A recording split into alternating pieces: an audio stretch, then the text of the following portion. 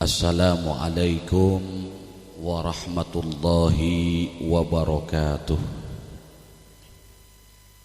Alhamdulillahi wa kafa, wassalatu wassalamu ala rasulillahil mustafa wa ala alihi wa sahbihi wa man ihtada, amma ba'd.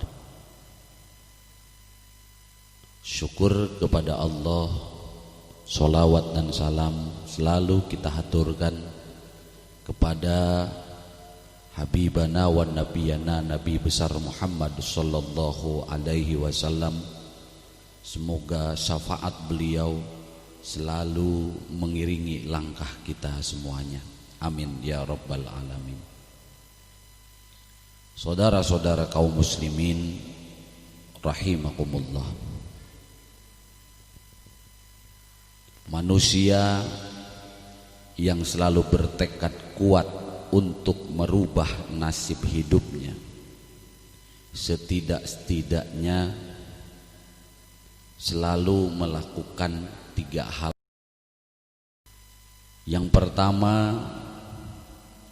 hari ini saya mendapat pelajaran atau hikmah apa saja. Yang kedua, hari ini saya harus berbagi apa saja, harus melayani atau berbuat apa saja untuk orang lain. Orang banyak yang dilakukan secara tulus ikhlas lillahi ta'ala.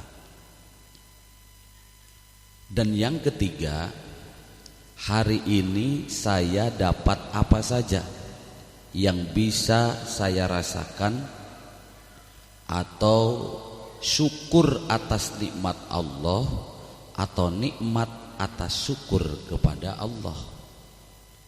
Maka kalau 3 ini bisa kita lakukan, Allah subhanahu wa ta'ala akan merubah nasib orang yang bersangkutan.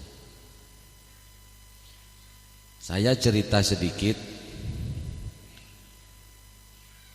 sebagaimana ya barangkali di antara saudara-saudara sekalian tahu bahwa ayah tinggal di tempat ayah ini dahulu jauh sekali dari nilai-nilai agamis syariat yang diajarkan oleh baginda Nabi Muhammad SAW. Salah satu contohnya,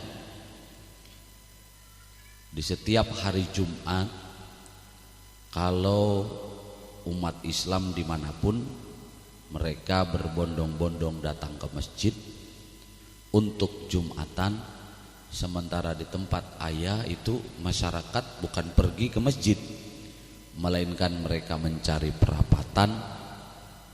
Kalau orang sini bilang itu namanya babarit, pesta bumi. Sehingga timbul pemikiran dalam diri saya, bagaimana supaya saya bisa merubah keadaan seperti itu yang menurut kesombongan saya saat itu, yang menurut ego saya saat itu, perbuatan itu tidak baik, supaya berubah menjadi perilaku dan perbuatan baik. Ternyata apa yang saya lakukan itu salah. Tidak ada sama sekali perubahan, justru yang ada saya mendapatkan serangan.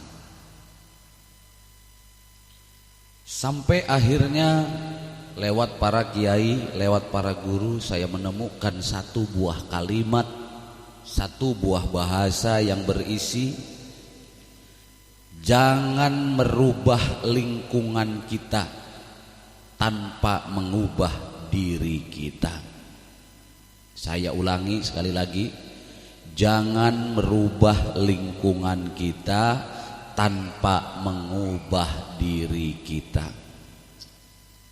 Kenapa?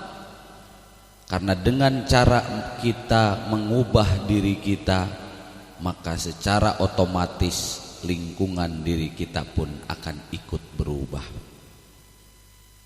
Ini bisa kita lakukan bahkan dalam skup yang teramat besar. Untuk merubah dunia, maka awalilah dengan cara mengubah diri kita. Ini pesannya guru saya saat itu. Semua manusia menginginkan atau mengharapkan perubahan. Maka setiap manusia pasti mengalami peristiwa bosan dan jenuh. Di saat kita ingin berubah, maka pasti dalam diri kita itu mengalami yang namanya bosan dan jenuh, apalagi yang kita usahakan perubahan itu tidak tercapai.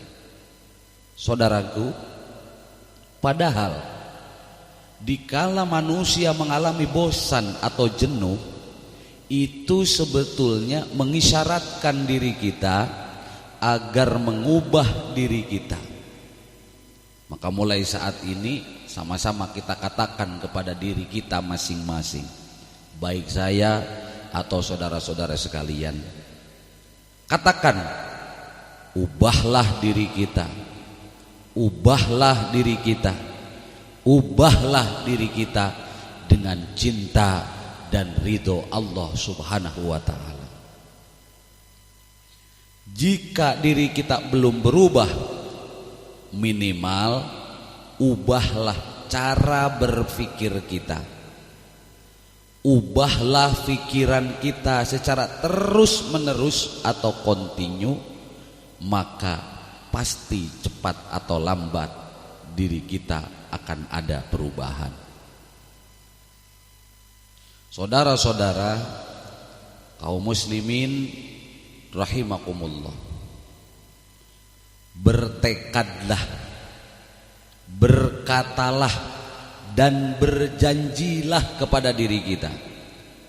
Atau bahasa anak sekolah itu komitmen, konsisten dan konsekuen.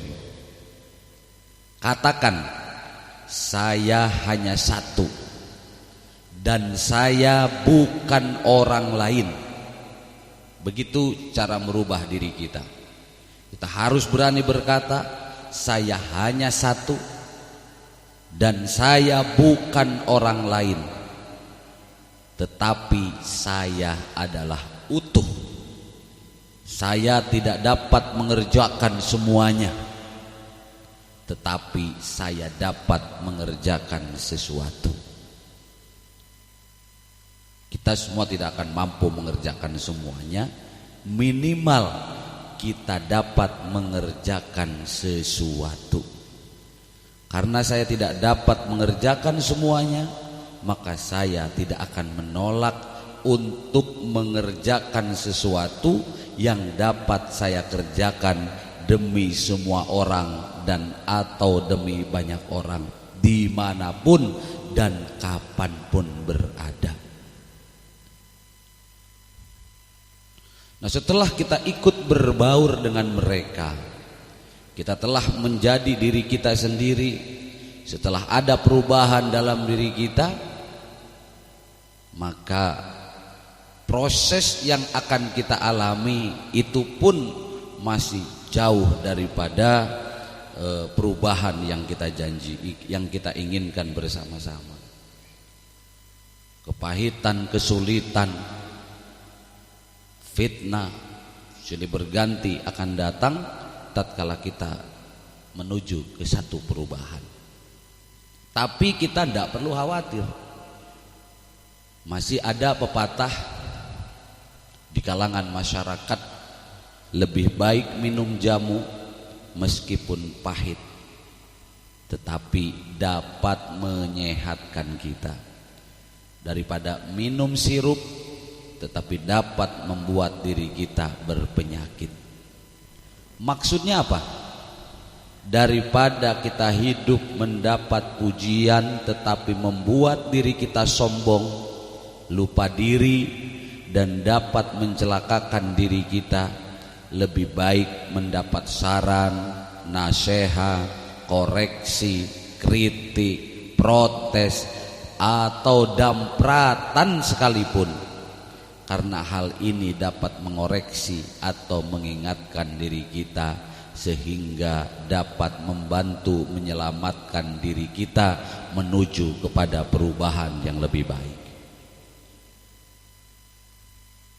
Bayangkan jika kita dalam keadaan salah, kita mendapat pujian dan dibenarkan orang lain, betapa bodoh dan hancurnya kita. Karena sebenarnya kita sedang dalam proses mendapat hukuman dari Allah. Tapi jika dalam keadaan benar kita masih saja dipersalahkan atau difitnah, tak perlu kita khawatir, tak perlu kita kecil hati, karena sebenarnya kita sedang dalam proses untuk dibebaskan dari hukuman Allah Subhanahu wa ta'ala, alias kita sedang menuju perubahan dari nasib yang kurang baik kepada nasib yang lebih baik. Mudah-mudahan sekelumit kajian kali ini yang saya sampaikan bermanfaat, khususnya untuk Al-Fakir, saya pribadi, karena kita sama-sama diwajibkan oleh Allah untuk belajar. Kalaupun saya menyampaikan, saya hitung-hitung belajar untuk diri sendiri, sekiranya ada manfaat, mudah-mudahan untuk pendengar sekalian. Demikian, ikhdinas siratal mustaqim. Assalamualaikum warahmatullahi wabarakatuh.